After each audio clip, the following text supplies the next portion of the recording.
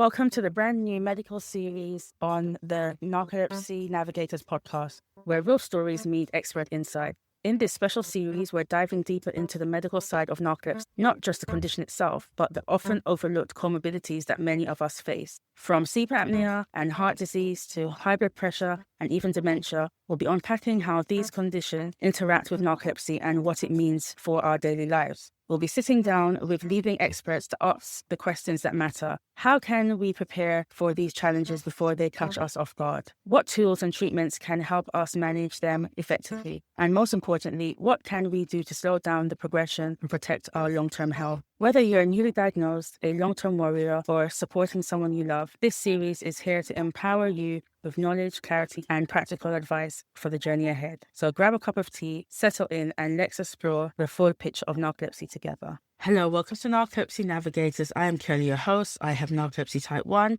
And I'm Sakhara, your co-host, and I have narcolepsy type 1. Today we're here with Dr. Jill McGarry, and welcome to the medical series. Today the topic is holistic health and mental health.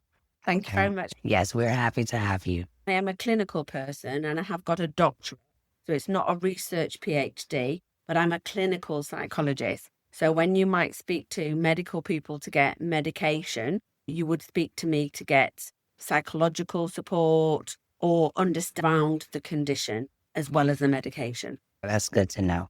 So here is a little about Dr. Jill McGarry. Dr. Jill McGarry, clinical psychologist with 28 years NHS experience, specializes in psychological support and sleep health. With advanced training from Oxford University and Sleep Unlimited, Jill runs a thriving private sleep clinic, which is annually incorporated in the Autism and ADHD show. We're going to start with narcolepsy and mental health.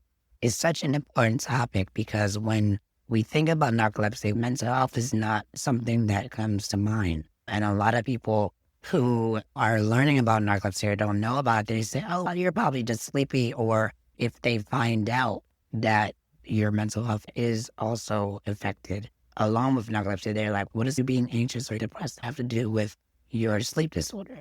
Well, I'm very glad we're having this discussion today. My first question is, what are some common psychological changes that you've seen that people with narcolepsy face, and how do you think counseling can help address them? I worked with a lady who had narcolepsy. Well, I worked with quite a few people, but one of the ladies at the Manchester Sleep Clinic, she was put on medication for orexin, but she was also still struggling, and that's not uncommon. And so she was referred to me for some psychological support. And we looked at her energy levels because we all work in 90 minutes energy level. At the start, we're at high energy, and then 45 minutes later, we're at low energy, and then we go high energy again. Everybody's on 90 minutes. Some people are a little bit longer, some people are a little bit shorter. And she began to be very aware of what her cycle looked like, and she could feel when she was feeling like in low energy. A bit like me before I was coming on the podcast. I felt like my energy had dropped because I was doing a very boring task. So I went outside, I got some sunshine, did a little walk in the garden, so I got some activity in. I can do that to increase my energy levels. But for people with narcolepsy, sometimes that doesn't work. Sometimes you can push through things and give yourself some energy, but other times you can't. So being aware of where your energy levels are can be really important. Because for this lady, she was able to emphasize doing the important tasks at her high energy level and not at her low energy level to make sure the important things got done that day. And that's a very different way of operating from what most people do. If I think about me today, I've done some tasks for 2 hours, 3 hours, and I've moved from one to the next without even thinking about my energy levels or what was the important task that I must get done today. It was there in my head, but I didn't have to prioritize it in quite the same way and clock watch when I was doing it. For her, knowing when her high energy levels were and making sure she used those timings to the best was really important and made a difference to how she was able to function, get the stuff done that was essential for her to develop her own business. So hopefully that explains one of the people I worked with. Another lady that I worked with, she found it really hard to be self-aware and to work with her narcolepsy. So the first thing we did was we did some mindfulness I don't know if you've heard of mindfulness. Yes. Yeah, so mindfulness is all about being present in the moment, not being in the past and analysing the past or thinking of the future and planning for the future. Our brains are really clever. This frontal lobe was what makes us human and better than animals because we can plan and we can sequence. But it's a very big part of our brain and a very strong, powerful part of our brain. So it often likes to analyse the past and plan for the future. It doesn't like staying in the present. Mindfulness helps you stay in the present because what we need to do is make better choices. And if we're always reacting to things that are thrown to us throughout the day, rather than choosing how to respond, because we're wanting to be present in the moment and making good judgments on how to spend our time, especially when our time is deprived like it is with narcolepsy, then it's hard to do those tasks. Doing mindfulness activities is a bit like going to the gym for the brain to help you be in the moment, to make better choices. You would go to the gym for your muscles to make them work as best possible. I love using the analogy of looking after your body and the story of two axemen who's taken part in a competition. And there's a wall between them, but they've both got the same piles of wood to chop. And the bell goes off and they stop chopping. And they can hear each other because the wall's not soundproof. And then every now and then, one of the axemen can hear the other stopping. And he's, I'm getting ahead of him. I'm getting more wood chopped. I'm going to win this competition. And he keeps hearing him stopping every now and then. What is he on about? Is he not really that bothered about this competition? I definitely want to win it. I won that trophy. And then at the end of the time, they stopped and they were able to lower the wall so they could see each other's wood and how much had been chopped. And the one that wasn't chopping all the time had chopped more. He'd won by far the competition. And the other guy was so furious. He said to him, why have you chopped so much wood? And he said, every time I stopped, I wasn't just lazy, just sitting around doing nothing. I went away and I moisturised my hands. I went to the loo. I got myself a drink. I got myself a massage. So really looking after your body and looking after your mind so you can function at your best is really important. And I think that analogy kind of rings through for anybody in any job, doesn't it? That's amazing because you would never think if you're taking time out to do extra things, how are you making up that time? You're gaining productivity. You're not gaining time. You're using your time more effectively. Yeah. So when you come back, because you were rested, you do faster in a shorter time. But yeah, I can see why the brain would tell you the opposite. That's very And for narcolepsy, taking those gaps, taking those naps is important because your body needs it more, and knowing that you'll come back stronger rather than weaker. I'm going to try the 90-minute rule. I've never heard of it, but I can see how this would be very useful because even if it's just 3 days of just sitting around and writing down how your day is going and when you felt tired and when you didn't feel tired and see where the pattern lies. And I think finding the pattern means that you're not guessing because right now you're almost guessing, like you're hoping that, like even say with the interviews, I'm hoping that I book the interviews at the right time, that before I have the interview, I have a nap, so I'll be okay. But I don't actually know if that is a very good productive time. I'm just hoping it'll be okay because I had the nap before. But maybe there is a different time that's actually better and I just haven't realized. And what would be interesting, Kerly, is if you also think about the same way that women have periods, we have a monthly clock that tells us what our body's doing and why it's doing it. It has a daily clock. So if you can get yourself into a nice, healthy routine of always getting up at the same time of day, then you're helping your body get into that nice 90-minute rhythm. And the more you keep switching your get-up time, the more often your clock's going, 90 minutes is starting at a different time today as tomorrow. Whereas I think for people with narcolepsy, sometimes they struggle and therefore they keep changing their get-up time to start the day. And that is actually compounding, making the narcolepsy worse. So really noticing, like you said, I think it's a great idea, Kerly, of just spending a few days just noticing your cycle of energy, but try and anchor your get-up time so that you can begin to see there might be a routine to it. Because if you keep changing your get-up time, then those timings might shift too much. Yeah, that's so true. I would say, for instance, with the cats, they have the best internal clock ever. Like, even when the clock goes forward or the clock goes backwards, or they don't see the time or have a clock to look at. But they always know when it's damn 6 o'clock so they can have their food. They bang on, they'll walk in and look at you, stand in the kitchen. How do you know this? And when there's wake up time, they know, especially if you've gone past the time that they think was the breakfast time. And that's because all animals have what we call a circadian rhythm. It's a very posh word for meaning like an internal clock that I spoke about before. So we now know that if humans don't get any sunlight and we put them in a factory with no windows or in a cave, their clocks would run on a 25-hour clock. And we need sunlight to reset it to 24 hours. If we were an elephant, I think their clock is 28 hours. So every animal is out of sync and only gets back to 24 hours by getting daylight. We are no different to any other animals. We need daylight, but we also are running on a 24-hour clock. But because we are clever humans, we think we can have artificial light that gives us as much as sunlight does. But it doesn't work like that. We actually need to get out behind the glass, beyond the glass.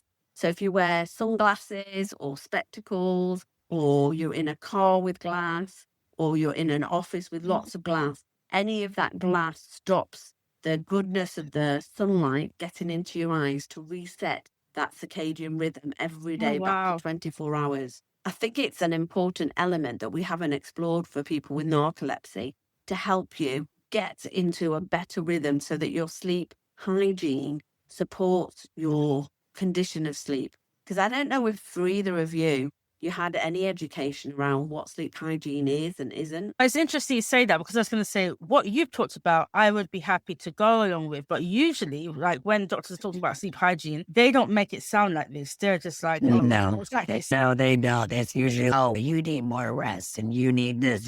But the way you're talking about it, you're going deeper in what we need. And it's not just rest. Like you said, we need to go out and get sunlight. And I've actually tried that, the going outside, taking my glasses off, not looking directly in the sun. I don't want to burn your retina. Yeah, I've taken off my glasses and my sunglasses and just enjoyed the sun for a little bit. So with the 90 minutes and talking about circadian rhythms, would you recommend people with narcolepsy getting up every day at the same time? They set an alarm or they just wake up? We were very lucky when we didn't have artificial light that we would automatically get up when the sun rose. So we all had an automatic clock that would do that. Today we don't. We have blackout blinds, alarm clocks, and we have a different time schedule than we would have done when we were living more in line with the planet. So it is really important to set an alarm and always get up at the same time when you can and as often as possible.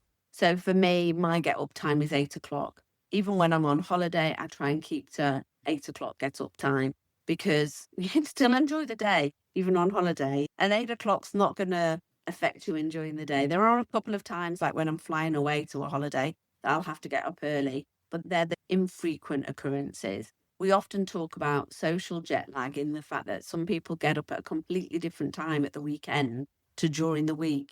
And what we know is that we call it social jet lag on purpose because it is very much a holiday jet lag. If you crossed time zones to go on holiday, so I live in England, if I went to, say, the Middle East, Dubai type area, then I'd be going across, I think it's 3 or 4 time zones. And our body finds that really hard. It, in fact, takes your body 2 weeks to get used to being in a new time zone. You may feel like you've got into it and you can do it because you've pushed through it, but actually your body system haven't realigned to that new time scale as quickly as you think. And that happens for animals as well. If we get up at the weekends as if we're living in a different time zone because we get up like 1-2 hours later, our bodies are out of sync. And therefore, I think for people with narcolepsy, it makes those conditions far worse, because having that routine is one of the 4 areas of sleep hygiene. And I call it one of the 4 areas because even when you've got a condition, a sleep condition, you should still do it. It's a bit like going to the dentist. You do dental hygiene no matter what, whatever dental problem you've got, you still do the dental hygiene. You still floss your teeth, you still brush your teeth, even if you need root canal treatment and a brace. And the same for hand hygiene. You still wash your hands, even when you've got a stomach bug. You don't stop doing the 4 aspects of sleep hygiene, no matter what sleep condition or health condition you've got. You still need to do them. And one of the 4 is routine. So I would say if we can get people with narcolepsy having a nice, healthy routine to get an anchor in it with their get up time, not their bedtime, then that can make a big difference to the impact that the narcolepsy can have. Does that make sense? Yeah, it does. And Yeah. weirdly enough, I think my hygiene got better when I went on serum, because you had to eat a certain time before you could take the medication, and then otherwise it wouldn't work. And then you had to go to bed the same time every night. So in order for that to sync up, you had to learn to do it, to make sure you ate this time, so you had this much time in between, so that you could go to bed at 11. And if you ever went out of that, it just messed up the whole system. Yeah, so that's really interesting, Curly. So maybe some of the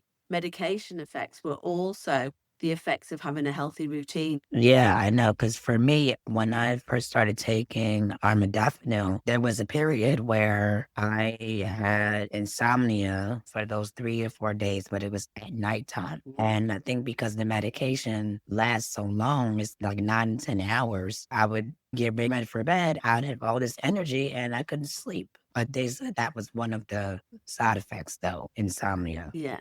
And I mean, it does happen with the medication. So there is a nice treatment now called cognitive behavior therapy for insomnia. So if your insomnia had gone on for longer, Shakira, than 2 or 3 days, if it had gone on longer than 6 months, then we might consider using some of those techniques to help you. But luckily, it sounded like it only lasted a few days. Yeah. That's good. But sometimes people ask me what the other 3 aspects are of sleep hygiene. So we talk about setting a routine, a get-up time, and sticking to those routines. The second one of the sleep hygiene is eating well.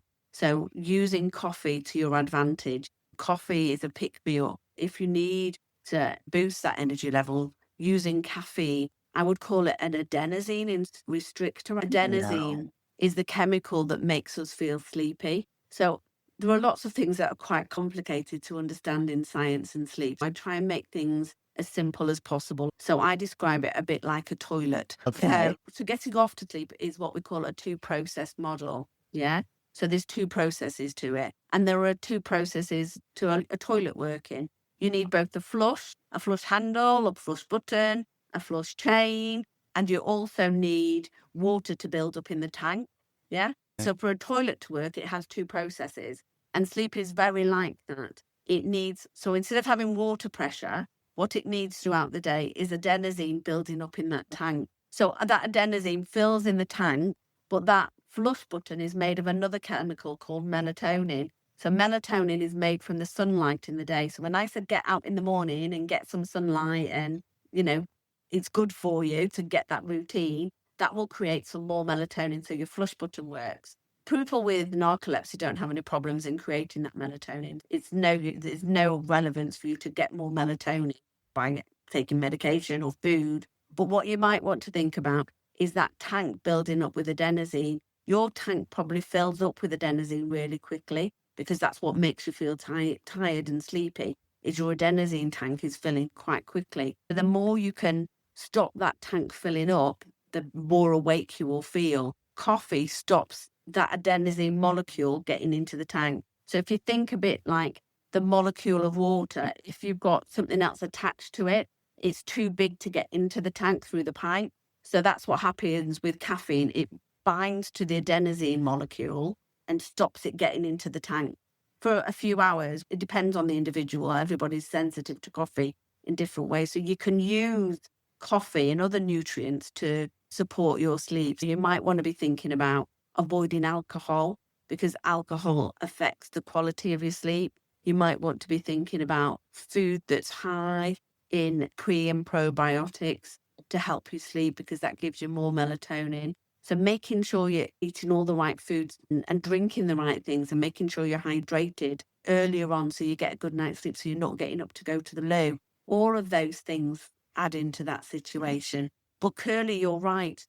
That medication that you took them said you wanted to eat at a certain time is really helpful because that circadian rhythm that I was talking about, when I said that our bodies do different things throughout the day, like they do different things throughout the month, we know that our heart does different things throughout the day and our spleen does and our stomach does. So if you give it food at the right times of the day, then it gets a message from the body to the brain to say, oh, actually, mealtime. So it's either lunch, breakfast, or dinner. Okay, you've given me a nice signal for what my body should be doing at this time of the day. And some people say to me, oh, Jill, our bodies don't have clocks like that. And I say they do. And you know they do, because we never go for a poo, but we might go for a wee. And that's because our bowel has a clock.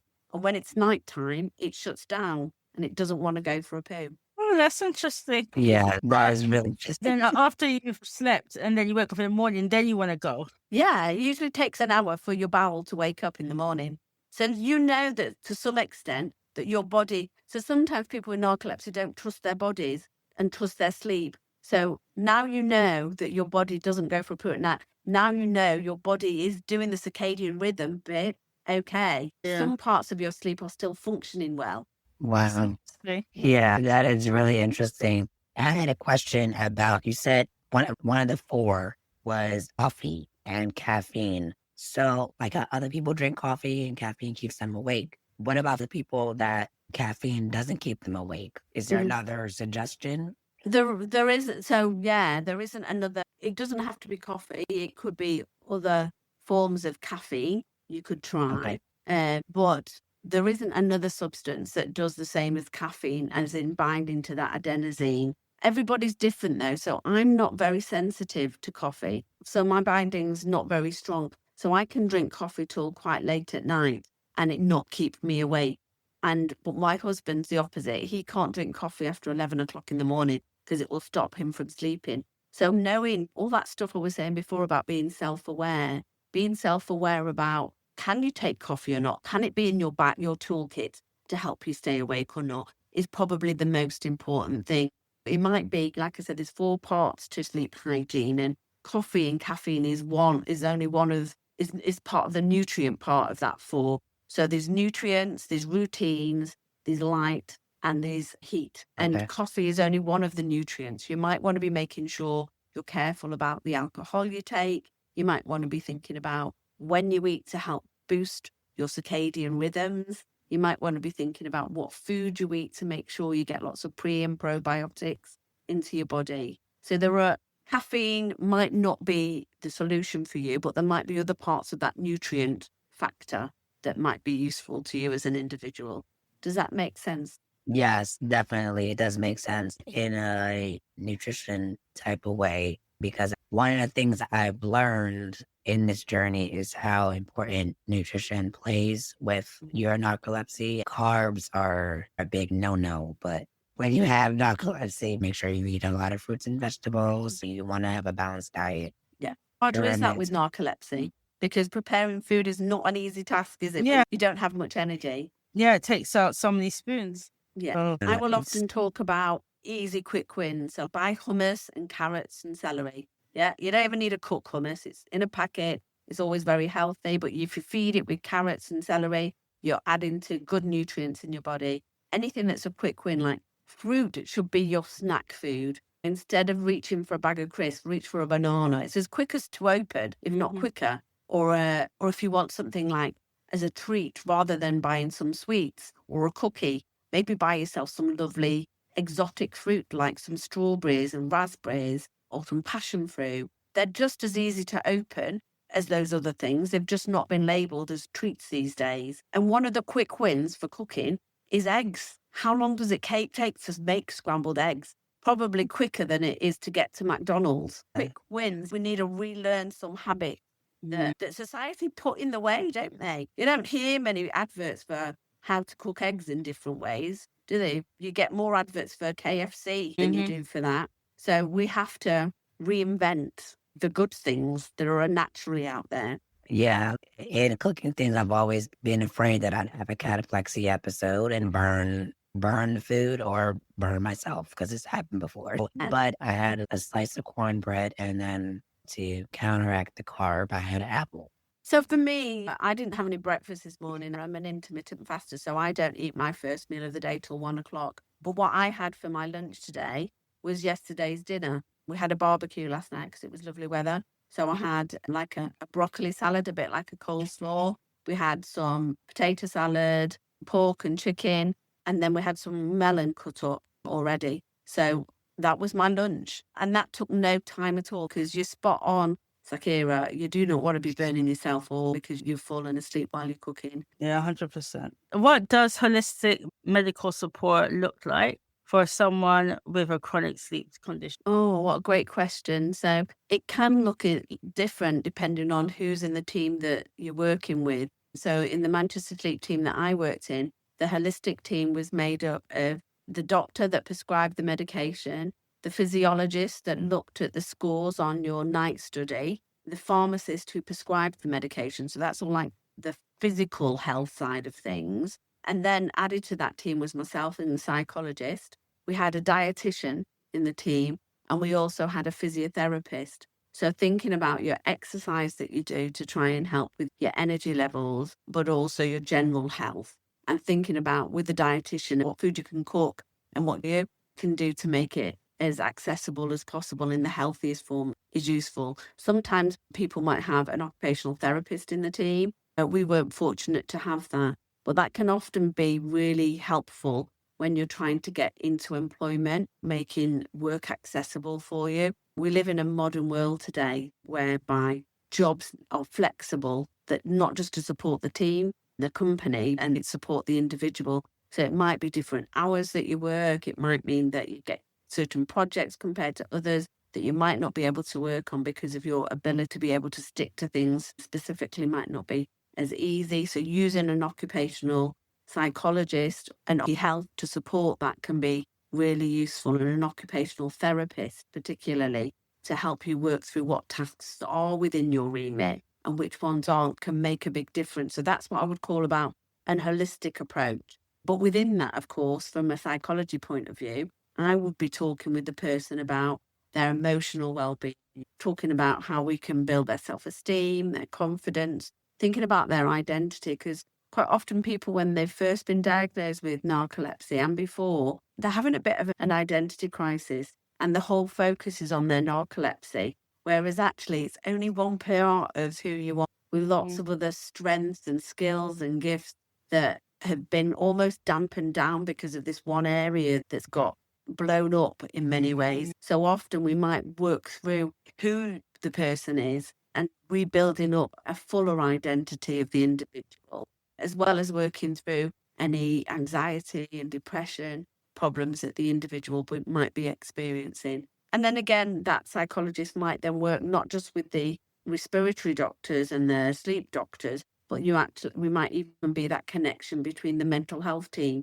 if your anxiety and depression has got to a level that you need some extra support on top of psychology. So yeah, it could incorporate a whole group of different professions that could be useful. But in the UK, I don't know about you, Kerly, but getting that support doesn't always happen. Fascinated by what you said, all that support. I haven't got that over the 24 years. It's almost sad because when I think of all those things you mentioned, it makes such a difference if you had all in one package when you went. Yeah.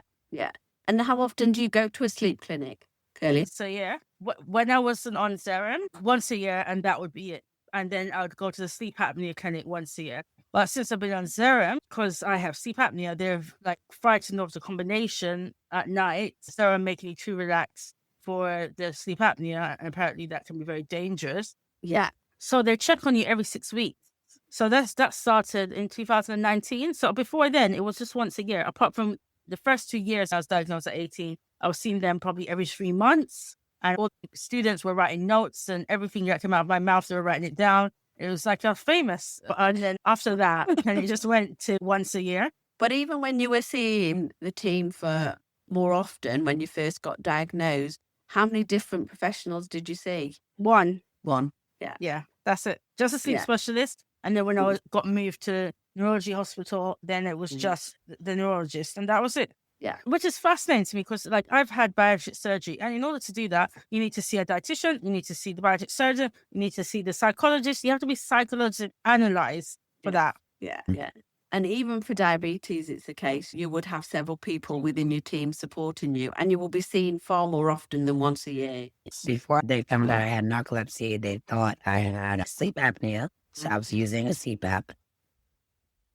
And then they found out I had upper respiratory distress syndrome. And the way that they described it was that my brain, it wasn't enough oxygen getting to my brain. So when I'm sleeping, my brain is like waking up 27 times. So I'm never fully rested. But that also could be the narcolepsy too. At this point, I don't really know. And that is fascinating, isn't it? Both of you are talking about sleep apnea and narcolepsy, and both of you having parts of those two conditions. So yeah, we're a long way off, aren't we, understanding narcolepsy and the other things that might be impacting on it. But yeah, having a good assessment so that people don't miss it when people have got things like sleep apnea on top of narcolepsy is really important, because they do end up going down a rabbit hole otherwise. Yeah, I just think it would be just very good worldwide for them to put that program together, that like what you had in Manchester. That is what's going to help people, because they need everything. At the beginning, you were talking about the depression. And I remember when I had bariatric surgery and I spoke to the counselor, and she was surprised that I wasn't in counselling already. And I said to her, why? And she goes, because narcolepsy is not something that you can just deal with by yourself. You need counselling. She couldn't believe that this was the first time I was seeing a professional counsellor in all my life. And then it just made me think, why is it that they're not offering this? Yes, you've seen the doctor once a year, but in that middle bit, we could have been seeing other professionals that could have helped with other different things. Because I worry about the situations where people are not able to take medication. And so then they're not seeing any doctor whatsoever. But imagine if you weren't on medication and you didn't need to see the neurologist or the pharmacist because they weren't giving you medication, but you could see a counselor and you could see a psychiatrist and the other things that would help with all this stuff we've been talking about today, about the mental health, about the holistic things that you could be doing on your own to help you. But if that's not there... I often say talking is magic. You're creating an environment where people can openly talk, share solutions and concerns. That talking in itself, even if it's not a counsellor, can be hugely helpful. But if on top of it, you can have somebody that's there for you to hear how difficult it's been for you. Sometimes it's just resonating the important things back to you in a compassionate way. You have the solutions within yourself, but you need the time to reflect. Life is so busy that you need a counsellor, a therapist to help you work through what's going on in your head. We're just a long way off, aren't we? I think the whole of the world is far beyond doing an excellent job for people with narcolepsy. They're only at the very basics of offering medication after many years of misdiagnosis.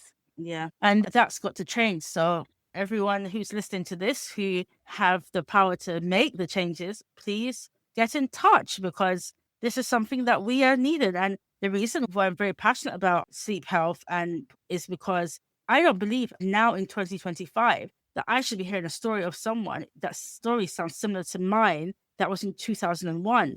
So what have we done in 25 years that they're still having the same experience? It's got to be different. Yeah. When you think of maybe another part of the body, heart surgery or other organ surgeries, where they were 20 years ago, where they are now, it's a massive difference. Things that couldn't be cured then, it's like a little surgery now. That should be how things are progressing, not just some of them. And even from a sleep perspective, what treatments we have now for insomnia and what treatments we have now for sleep apnea have advanced hugely. But what is there for narcolepsy is not. We've got some new medications, but not a hell of a lot. I totally agree. I'd love to see more research. I'd love to see the commissioners of services have some of that pressure put upon them to know that they should be doing more. And even if you go to, say, a sleep conference, so the British Sleep Society has a conference once a year, I think it's usually down in Brighton. How often does the topic of narcolepsy get brought up? How often does it get spoken about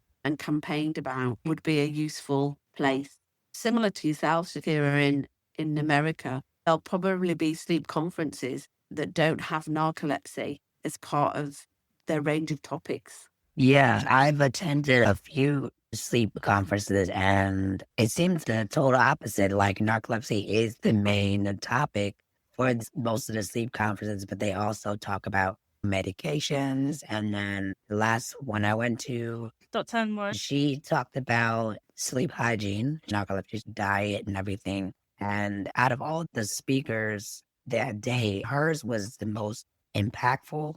Yeah, she runs a clinic like the one that Dr. Jill was talking about when she came to London, and I met her in person because she's on our advisory board. Yeah, she runs a clinic exactly like that. And I was just like, so jealous when I heard about it. I was like, oh, wow. Those children are very lucky. She said to me, if a child didn't have a right arm and you said to them 5 years later, what's it like for your arm not to work? They would say nothing to you because they've never known what it is to have two arms. So their body just adjusts and they get on with life. It's no big deal because it only is a problem when you have a memory of something else. That's when it becomes an issue. It is an issue only having one arm because society is made for two-armed people. So there will always be that issue, a bit like people when they're in a wheelchair. But it is made far worse when people have had the ability and lose it. It's like having your sight and suddenly not having it. It is so much harder because you can imagine what the world will be like if you still had that skill. Yeah, like my friend, her son has a type of dwarfism. And she's made no adjustments for him, which I find so heartbreaking because I know if I was his mum, I'd have made every adjustment available. But she says to me, Kerly, when he gets older, the world is not made to adjust for him. If she adjusts the house for him, what's going to happen when he goes out? He has learned to do so many things. It's amazing. He just gets on with it and you wouldn't even realize he has this disability. He treats it as if the world was made for him. And that's a great skill. That's a mum that's worked really hard and didn't just go along with whatever society was saying. She made a decision. She wanted to bring her son up in that particular way.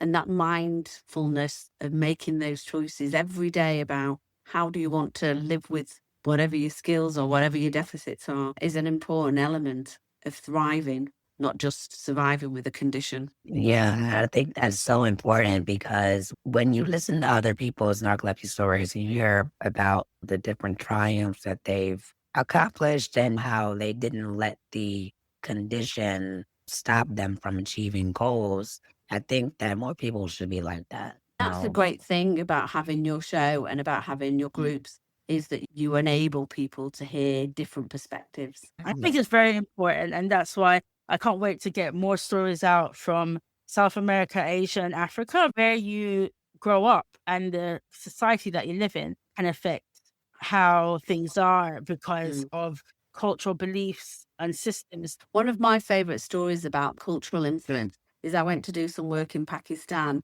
And I live in a place called Manchester in England. There were probably about 3 people getting on the plane in wheelchairs. When we got to the other end, though, there were 25 wheelchairs waiting to collect people.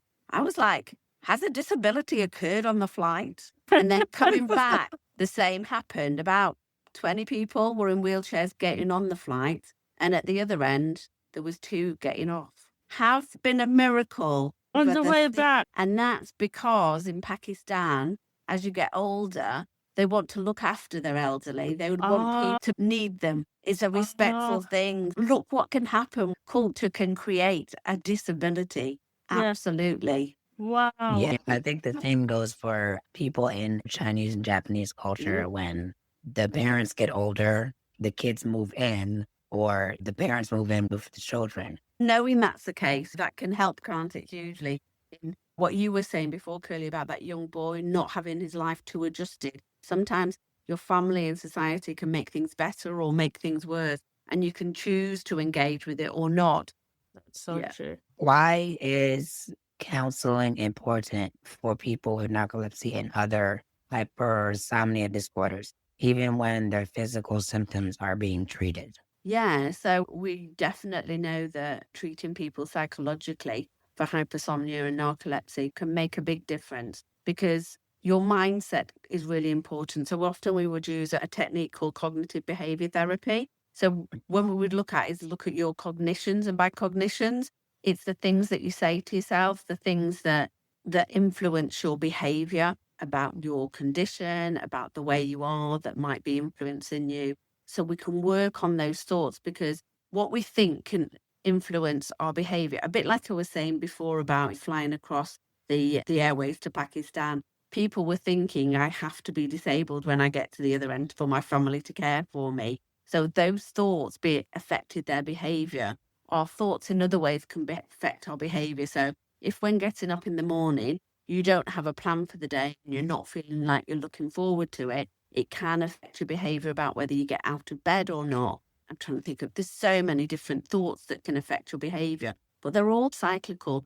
Your thoughts affect your behavior, which affect your emotions. So you can feel really tired, energized, anxious, depressed.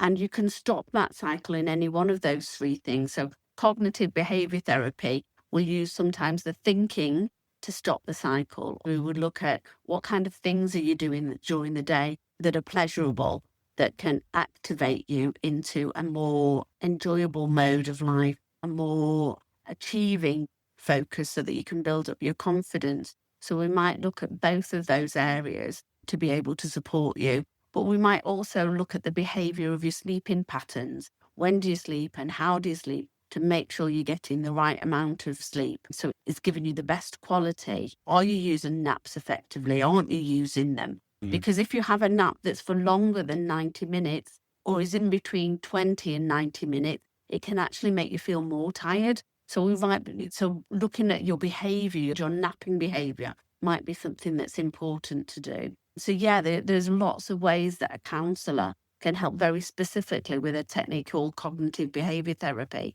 But even the basics of just good listening skills, being there to reflect back to the individual how they are and where they are in life. Because like I said before, life is so busy. People quite often today don't have time to talk and hear each other. We don't live like we used to in the savannah when we hunted and gathered. We'd have hours wandering, talking to each other and sitting around the campfire.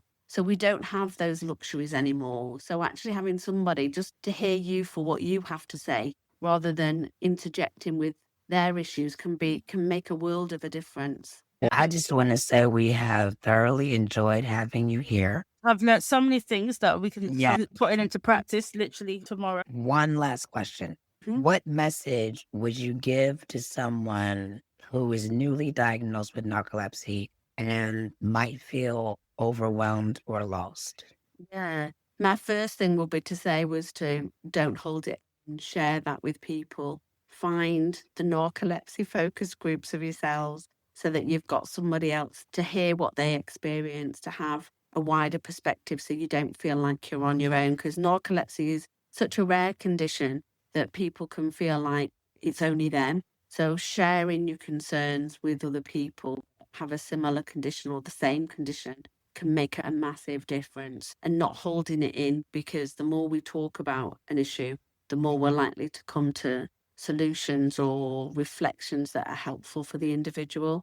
My first piece of advice would be to not think that you're on your own and get out there and find the tribe. Thank you. Thank you, Dr. Jill, for coming on Narcolepsy Navigators. Thank you very much for inviting me. I've loved chatting with yourselves. We like to end the podcast by saying happy napping, everyone. Yes, happy napping. Happy napping. Happy napping, everyone. Happy napping. Thank you. Thank Bye-bye. you. Bye. Bye.